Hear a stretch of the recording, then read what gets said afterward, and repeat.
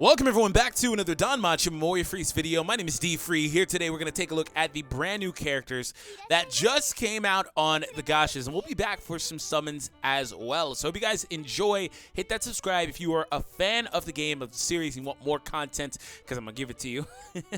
And stay tuned. Anyways, that being said, like I said, we'll be back for some summons as well. We might even do a part 2, depending on how good these characters are. They will most likely be limited characters, right? Because they are wedding units, but we'll see. I'll find out in just a moment. So we do have a cast of characters. I believe that there was some sort of vote to vote for the characters that were eligible for this on the Japanese Twitter. I believe I heard something like that, so correct me if I'm mistaken. Anyways, we're gonna go as normal over to the album. So we start off with our first one. You know what, we might as well just go to the Hestia because I know where she is. Okay, she's at the top of the list. All right, so Hestia. Oh, they're not time limited. Oh, that's cool. They're in the regular pool. All right, that's actually a really good thing. So she's a magic assist. That's interesting. Okay, we come down. Maxed out, double S in magic, and A's in endurance and dexterity, and a B in agility. The B is leaving to be desired, but the A's and the other stats make up for it. The A in dexterity, and then the B in endurance as well. I believe it's. I believe it's double A, right? Am I crazy? Anyways, oh, okay, hold on. Magic and crit for your allies for all of them. Oh, okay. I mean, it's not like there are many supports that are only for one character, but 20%, huh? 20 and 10. This is very simple, but incredibly good. Okay. I'm sure it's like 15 and like 7 or something like that. Otherwise, let's see. 15 and 8. Oh, I was close. Still really good regardless. This is a really good assist. And we're continuing that trend. We've been, I mean, for the last like 7 or 8 months, it's really been a thing.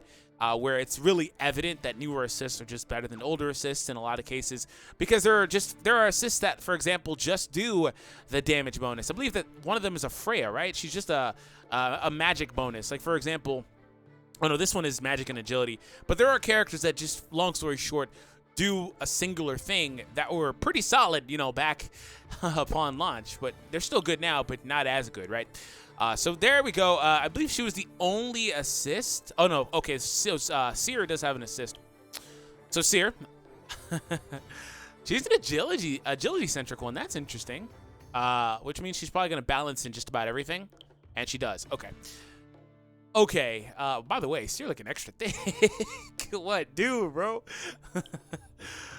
Hold on. So foes lose 7. They reduce the water and dark resistance by 7%. Not bad.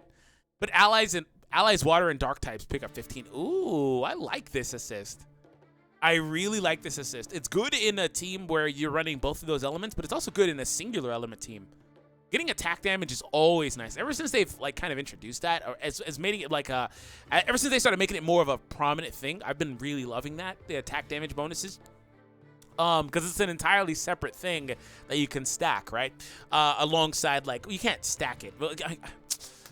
It adheres to normal principles, but it's separate from, you know, your strength bonuses, your magic bonuses, and all that stuff, right?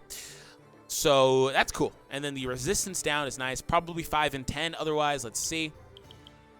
Yep, 5 and 10 otherwise. Still really solid. Not as good. This one actually, I think more so this one than the other one. Does suffer a little bit less from not being maxed out, excuse me. So 2 assists, 2 adventurers. We come back, we take a look over here. We got Lily-chan. So there's Lily. Aw, the flower girl. All right. So she's a magical attack type. All right, so let's see what she does. Double S in agility and magic, it seems. Yep, and S in dexterity is actually sneaky solid, and endurance getting an A is decent as well. She's actually got a really good distribution. We come down.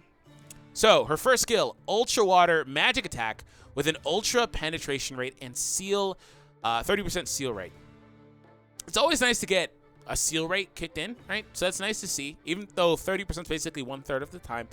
Odds are you're not going to get it, but it's a multi-target ability, so you might get it, right? It's good just to have it as an option, regardless. Ultra penetration rate, we'll take that for sure. And it's an ultra water magical attack. Still sitting here with another elemental type attack. There's a lot of already good water support in the game ever since they started launching those types of units and introducing them. And they've also even been buffing older units and giving them elements as well. So being a water unit is actually pretty solid. So I'll take that for sure. We come down, we look at Bubble Rush. Bubble Rush. That's a funny name. So the first ability of this one is, there's two here. So a multi-target mid-water magic attack with ultra uncounter rate. Very good. An ally status debuff -1 for 1 turn. That second part is actually a little more important to me. It's always nice to get damage. What they've found is that on characters that do assist skills, like type of things, like they don't do assist skills, but like ally buff type skills or ally manipulation or enemy manipulation, whatever, right? It's best if you couple it with still being able to do damage, which they found, and they're actually balancing that for both of these two skills on the page currently. Because I can see a little bit there for the other one. So that's good. But the status debuff -1 turn. So like, say that you have a strength debuff for like 3 turns from the enemy in like a board game or something like that. She can basically make it to where that's almost gone, right? At the end of the turn, it'll be 2 turns left. She'll take 1 off, whatever the case is. That's good, man. That's really nice. It just helps as far as like getting you out of those sticky situations. So I'll take that for sure. Very good. And then also, of course, again, still coupled with damage and an uncounter rate ability. So very solid.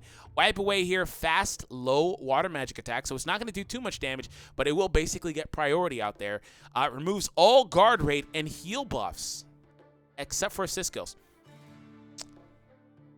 Removing guard rate and heal buffs. Off the top of my head, I can't really think of too many units that are able to bonus guard rate off the top of my head.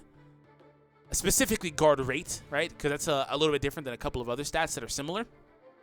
But that's nice because that coupled with the penetration and all that stuff, the dexterity, she's actually got a really solid kit, to be honest. Like, I really like this.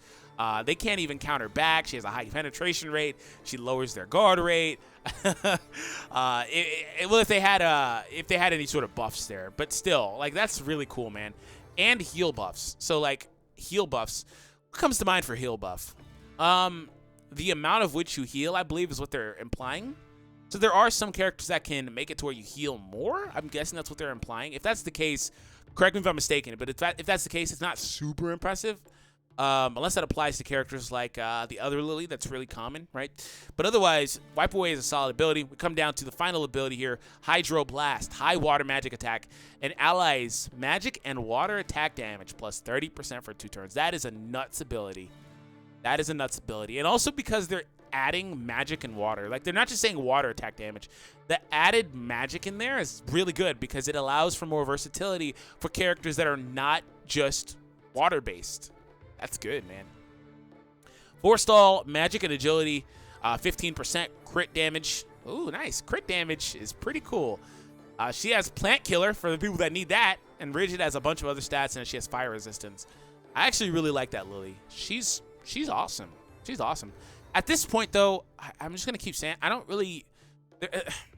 basically, almost every new unit that comes out at this point is just good.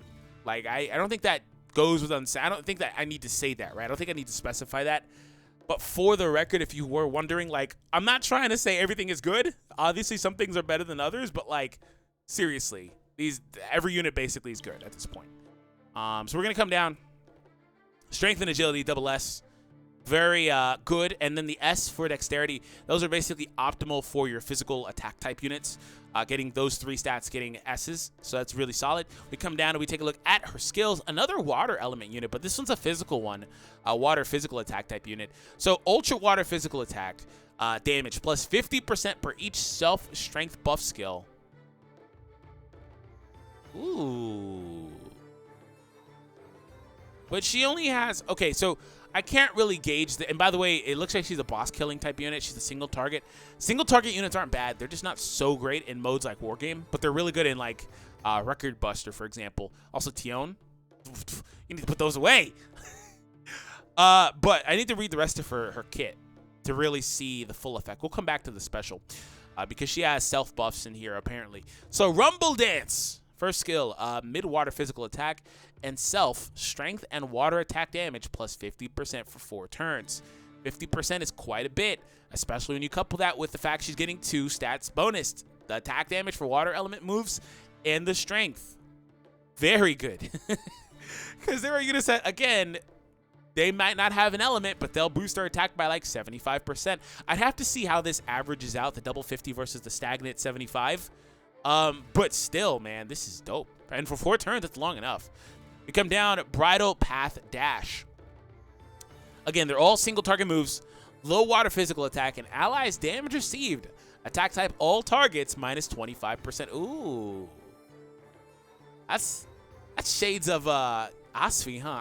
I can't use Osfi anymore because she's good, but a lot of units are coming out that are just so good. So good. So good. Allowing your units to take minus 25% damage on moves from the enemy that target all enemies is good. Last little thing. Well, again, still coupled with damage. That's the thing, is they've learned that if you really want to make these units that do the ally bonus type skills good, unless it's a heal, I guess, right? And even if it's a heal, maybe you even give them like magic bonus or something. I don't know. Basically, you give them damage as well. So it's not going to do a lot, but it's still solid because you're able to do something. Wow, the last skill, high physical water attack with removes all strength buffs except for assist skills. That's nuts. Strength buffs just get wiped out by this unit. That's amazing. Okay, we come down, strength plus 20%, crit damage plus 20%, fire resistance, and we have the rigid one and then the plant killer ability again. So strength and water attack damage plus 50% for 4 turns. So self bonuses, I could be mistaken on this. So her main ability, her special, is an ultra water physical attack damage, physical attack, but the damage is plus 50% per each self strength buff skill. So strength buff skills are things like this second skill, Rumble Dance here. It boosts her strength by 50%. It's saying per self buff, and self means that literally it only applies to herself. So she does bonus 50% damage if Rumble Dance is still in effect at the time that you do use the special move. Now, what I need to see is if the attack damage actually factors into this for a plus another 50 to max out at 100. It should max out at 100 unless she by chance does factor in other units buffing her as well, which it shouldn't be able to, because if you're going with a strength bonus, you can't. The unit's just going to get whatever is the highest number anyway. They wouldn't stack. So 50 or 100, I'm leaning more towards 50, which is still really good because it's bonus damage. And if she has the strength buff anyway applied, or the attack damage buff, this is going to do a lot of damage. And Unrequited Rhapsody, however you pronounce that, that is going to do a lot of damage. So I'll have to test her out for sure. But I'm definitely going to pull on this banner because I never really was into the whole water teams, but these units are getting really good. So we'll see what happens. Thank you all for tuning in. I hope you guys enjoyed, and I'll catch all of you in the next DanMachi Memoria Freese video.